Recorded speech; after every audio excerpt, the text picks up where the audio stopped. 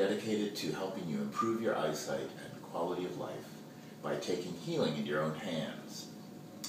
So today I was going to finish up a bit about what myopic posture can lead to, and it occurred to me this week that really my TMJ is undoubtedly being caused by my myopic posture. Well, maybe that's a bit of an exaggeration, so let me go into the causes.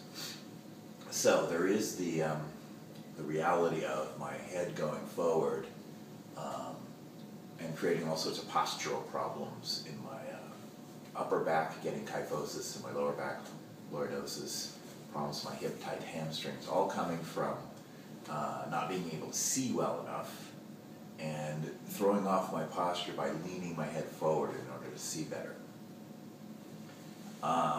And I've had TMJ, for years now, maybe 20 years. So that, I think, is the first cause, because these muscles in the neck get tight, and the tension sort of just, to me, it just spreads into the jaw. It just sort of all becomes, this whole area becomes very, very tight. So that's maybe the vision component of TMJ for me, and I think that's probably the most strong cause of my TMJ, is my vision problems.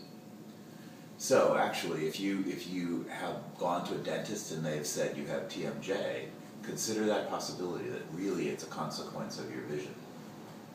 The other reality is that dentists will often tell you that TMJ is caused by your bite being off or wrong, because it makes them some cash for them.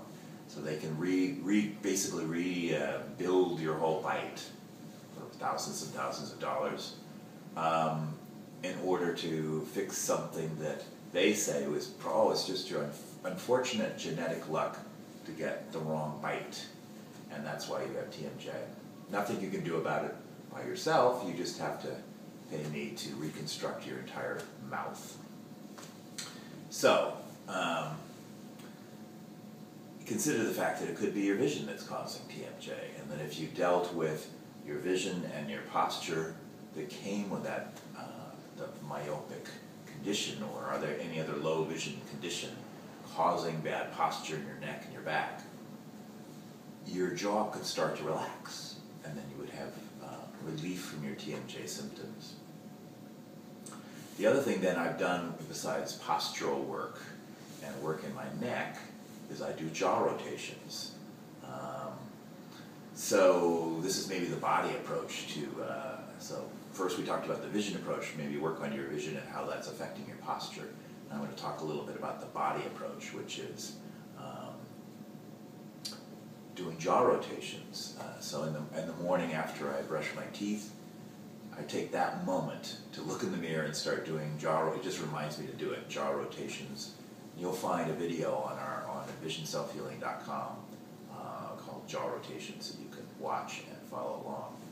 But it's, I do raking of the jaw, and then at the end I will actually put my finger inside my mouth and work on the jaw joint back here on both sides.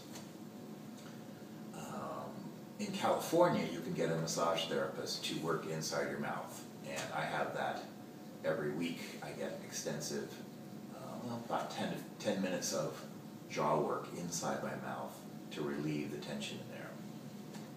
That's what dentists won't tell you, is like, you have a tight jaw, the only way to fix it is to redo your bite. Well, in reality, it's the tight muscles in your jaw that's causing that. So, relieving the posture, working on your jaw muscles, jaw rotations to get more movement in the joint. I used to have a popping jaw, so when I would open my mouth, my whole jaw would shift. I forget which direction it shifted. It would shift one direction and it would pop in my right side. And since I started doing the jaw rotations and getting work done in my mouth and working in my own mouth, that pop has gone away. I still have some crunchiness, but it's way, way better. And it's taken a while, but it's beginning to completely loosen up now. So there you guys, you have the vision vision contribution, the vision cause, let's call it, and the vision solution, which is, you know, working on your vision, working on your posture, working on not craning your neck forward so much. Got the body component, which is working on jaw rotations and massage around the jaw. Now, the last thing I wanted to bring up was sort of the mind component. And Will and I, early on in creating this website, saw that there were vision components, body components, and mind components to almost any physical problem. So that's why I'm breaking it down this way.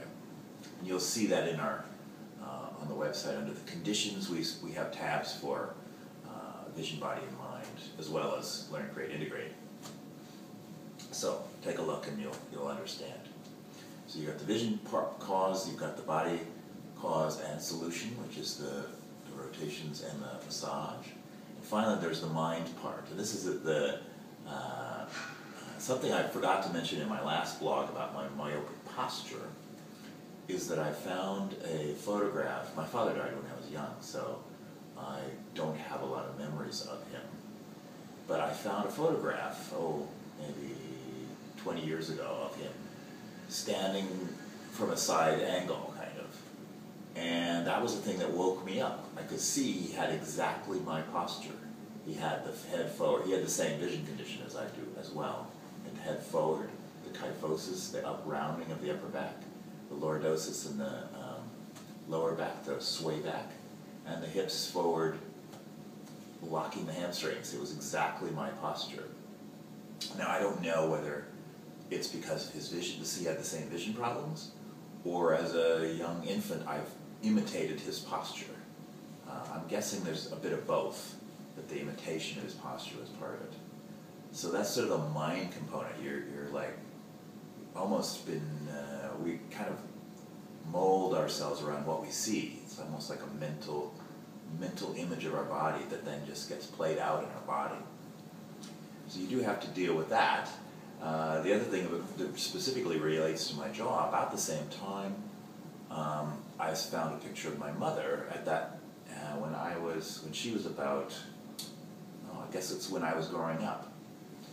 And I could see this intense tension in her jaw. It's like this really tight jaw. In the photograph, you could see it. So again, I'm probably imitating her tension and the way she manifests tension. So those are, and there's the psychological and emotional components to that. So that's sort of the mind component that I have to deal with as well. Is like, am I clenching my jaw for emotional reasons, for psychological reasons? And how to get over that? Well, there's meditation, there's therapy, things like that, to get over those kinds of contributors to physical problems. So there you have it, the TMJ as it relates to vision, as it relates to the body image even, and then how it relates to the mind. And you really have to deal with all three of these components in order to really get past some of these physical issues. So, hope that's useful to you, and see for yourself.